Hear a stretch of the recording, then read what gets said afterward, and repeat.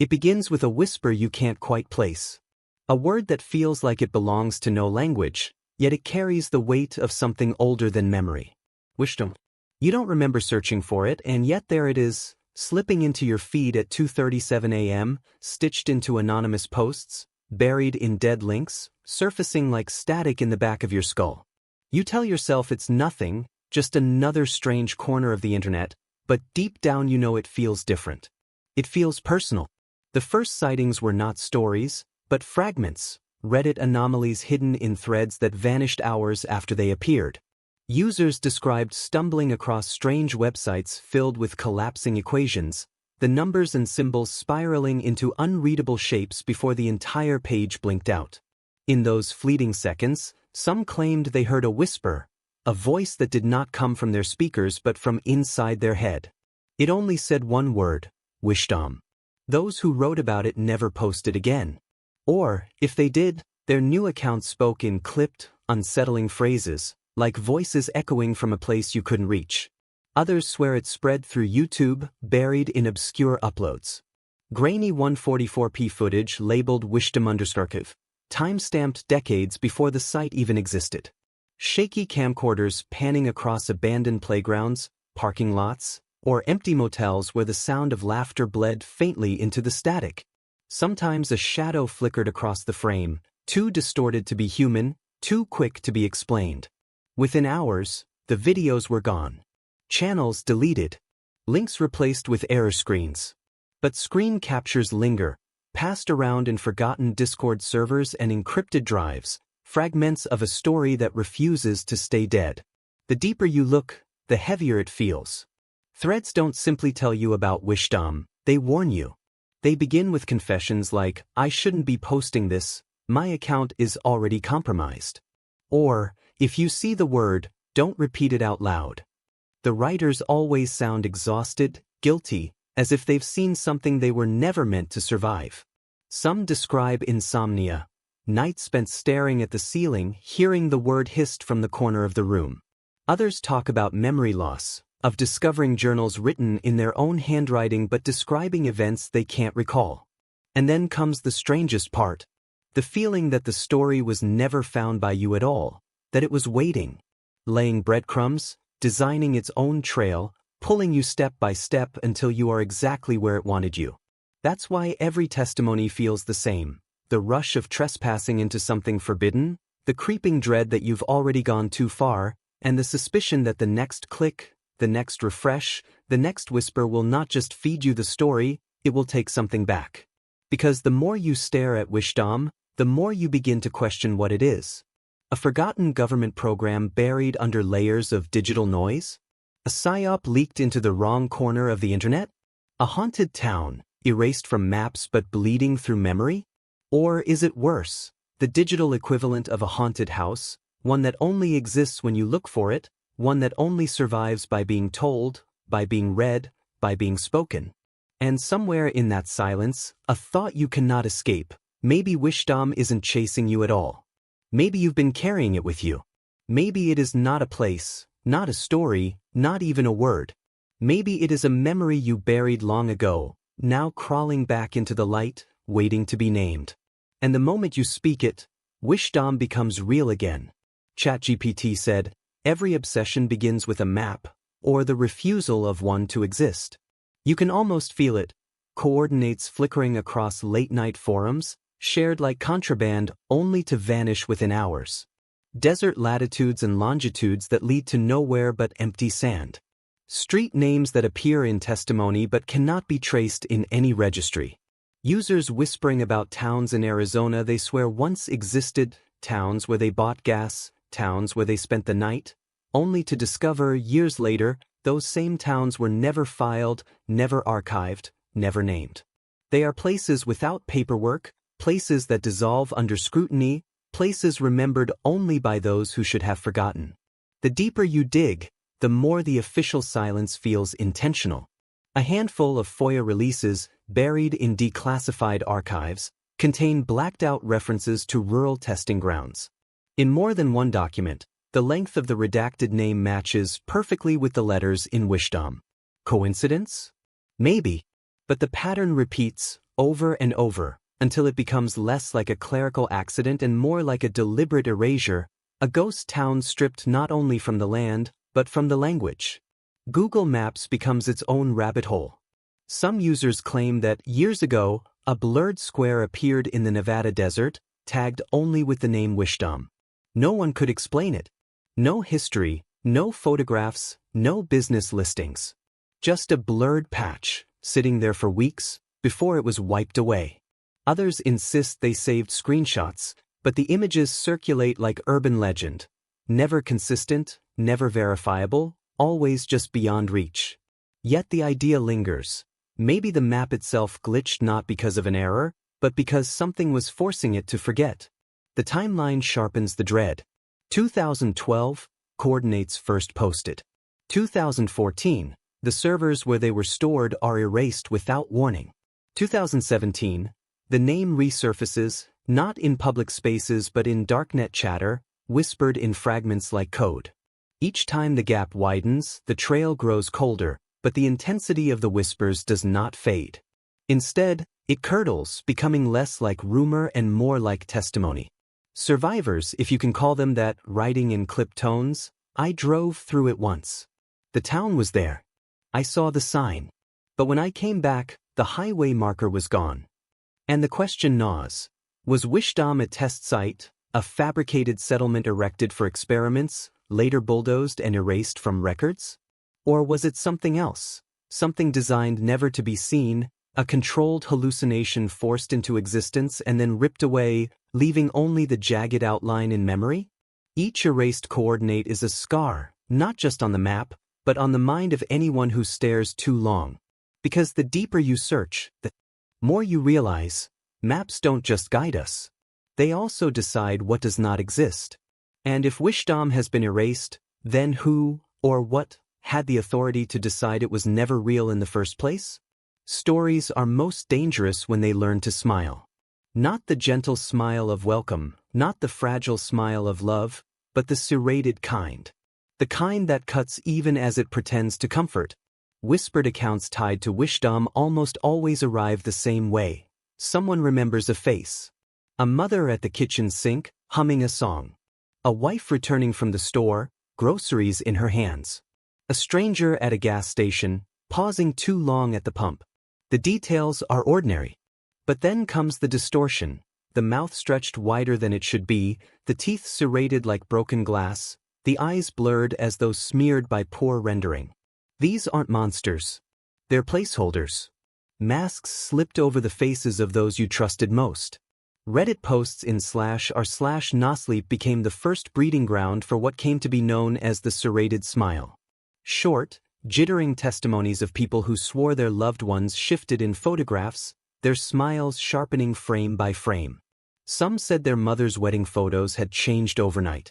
Others claimed they caught it happening live.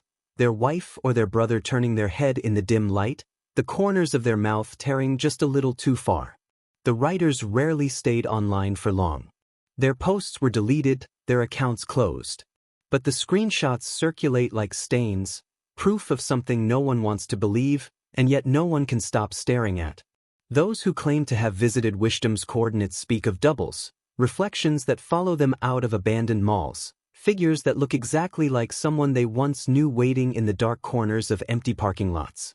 At first, they seem harmless, just familiar faces in unfamiliar places. But when the witnesses blink, the faces don't move. The smiles never falter. One user described approaching a woman who looked exactly like his sister, standing motionless at the end of a corridor. When he called her name, she turned, slowly, unnaturally, and her mouth opened wider than her jaw should allow. He said he ran without looking back, but he swore he could hear her teeth grinding as she smiled. Psychologists, if they even dare to comment, frame it as hallucination tech, government prototypes capable of planting dreamlike pareidolia in waking perception. Others suggest it is something older, an archetypal infection, a story so viral it mutates the architecture of your own memories. Once you've heard of the serrated smile, you begin to notice it everywhere. In strangers on buses. In blurred faces on security cameras. In your own reflection when you're tired enough to lose focus.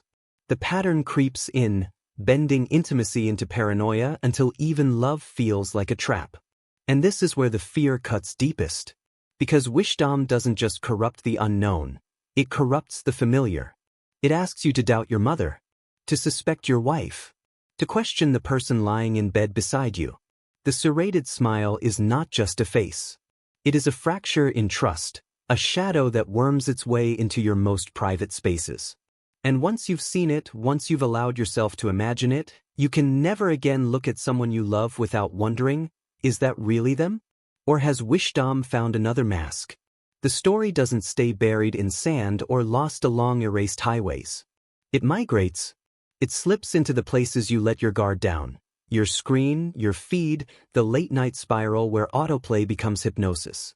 The word WISHDOM began to surface not only in coordinates or whispered threads, but hidden inside the corrupted lullabies of the early ElsaGate era. Children's videos that looked innocent at first glance, animated colors, nursery rhymes, cartoon families. But beneath the surface something had twisted. Smiles sharpened into knives, voices dropped to low registers, whispering syllables that shouldn't belong in children's songs. WISHDOM, WISHDOM. Sometimes followed by a string of numbers that looked like coordinates.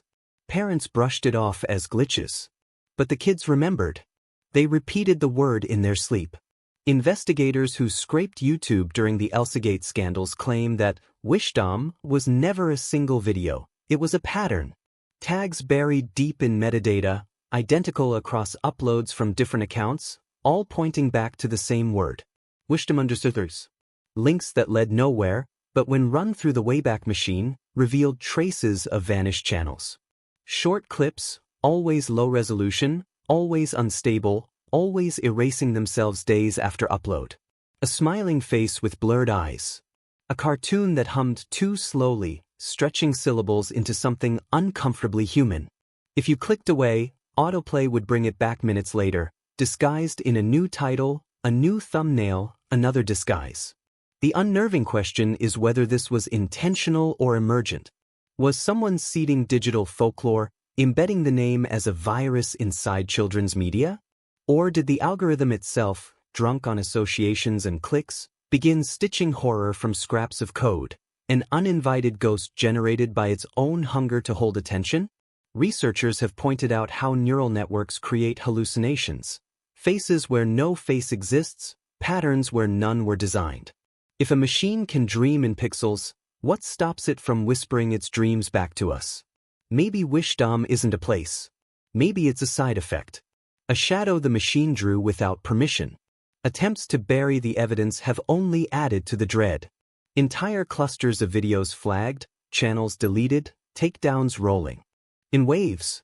But each time one archive vanishes, another mirror site appears. On foreign servers, on encrypted drives, in corners of the net no one admits to visiting. The word survives in fragments, whispered through autoplay, scrawled in corrupted captions, embedded where you least expect it. And always, it feels less like you are discovering it and more like it is discovering you. Because that's the terror here. WISHDOM doesn't ask to be searched. It arrives. It slips under your algorithm, tailored for your insomnia, your curiosity, your children's screens. You never hunt for WISHDOM. WISHDOM hunts for you. And once it finds you, the question is no longer whether you will keep watching, but whether you'll ever stop. By the time you try to piece it together, it's already too late. The fragments don't line up, the coordinates don't resolve, and yet the name WISHDOM lingers like a bruise on the back of your mind. You'll swear you heard it once, long before you knew to notice. A teacher mentioning a town no one could locate. A relative muttering about a road trip they couldn't prove happened. Maybe it was only in a dream.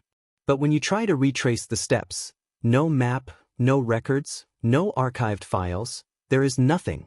And still the dread persists. In the silence, in the absence itself, lies the proof. Researchers have begun to whisper that WISHDOM might not be a place at all, but an infection of memory. Like the Mandela effect, only seeded intentionally, engineered to make groups of strangers believe they once touched the same phantom. You remember a logo differently, a phrase misquoted, a movie that never existed. But this time the anomaly has teeth. The pattern is too clean, the erasure's too surgical. It feels less like collective misremembering and more like someone inserting a false thread into the weave of memory and watching how far it spreads. There are precedents. Panic once spread in Mammoth, Arizona, when a fictional epidemic circulated online with such conviction that residents began to believe they were infected. Fear itself became the contagion. WISHDOM seems to work the same way but deeper. You don't just fear being near it, you begin to fear you are carrying it. By mentioning the word, by repeating the story, you're transmitting it to someone else. A parasitic folklore disguised as a place. The digital record backs the paranoia. Entire clusters of Twitter accounts dedicated to logging WISHDOM sightings, sudden blurred towns on maps, strangers with serrated smiles, corrupted videos slipping through autoplay, vanished overnight. Suspended en masse. Archive links broken. Accounts reduced to placeholders. The purge only strengthened the suspicion. What disappears so quickly if it was never real to begin with? And so the guilt becomes the hook. The longer you linger, the more you wonder if you've already become part of it. If by speaking the word, you've spread it to someone else. If by listening, you've been rewritten.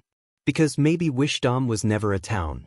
Maybe it was never a website, never a video, never a coordinate in the desert. Maybe it was always a story written like a virus, designed not to be read but to rewire. Designed to plant itself inside you. To hollow you out. To make you carry it forward in your own voice, your own memory, your own silence. And if that's true, then the town isn't out there. It's in here.